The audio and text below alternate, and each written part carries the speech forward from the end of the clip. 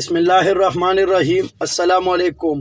آج کے اس ویڈیو میں آپ لوگوں کو بتاؤں گا جمعہ کے لیے مخصوص راتوں میں ممانعات، اور کون سی رات ہے جو رسول اللہ صلی اللہ علیہ وسلم نے جمعہ کرنے سے منع فرمایا ہے۔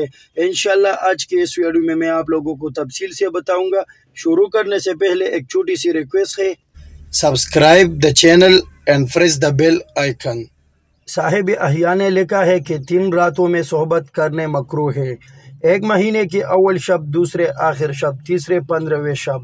کہتے ہیں ان تینوں راتوں میں صحبت کے وقت شیطان موجود ہوتے ہیں، اور بعض یہ کہتے ہیں کہ ان راتوں میں شیطان صحبت کیا کرتے ہیں، اور اس امر کی کراہت ان راتوں میں حضرت علی رضی اللہ تعالیٰ عنہم، حضرت معاویہ رضی اللہ تعالیٰ عنہ اور حضرت ابو ہریرہ رضی اللہ تعالیٰ عنہم سے مروی ہے۔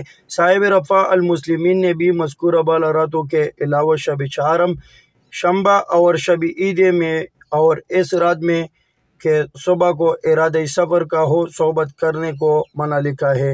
ایسا کرنے سے فرزند میں کچھ عیب عارض ہوتا ہے۔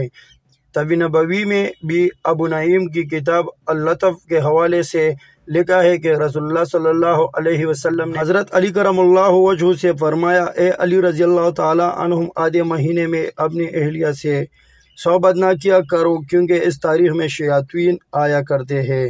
شمائل ترمذی کے درج میں فائدہ کے تخلیق ہے کہ مشائخ کی رائے میں عین نماز کے وقت صحبت کرنے سے اگر حمل ٹھہر جائے تو اولاد نافرمان ہوتی ہے۔ اگلی ویڈیو میں آپ لوگوں کو صحبت کرنے کے لیے مخصوص اوقات کی فضیلت بیان کروں گا، اور اللہ ہم سب کو اس پر عمل عطا فرمائے، اور جتنا بھی ہو سکے اپنے دوستوں کے ساتھ شیئر کرے۔ جزاک اللہ۔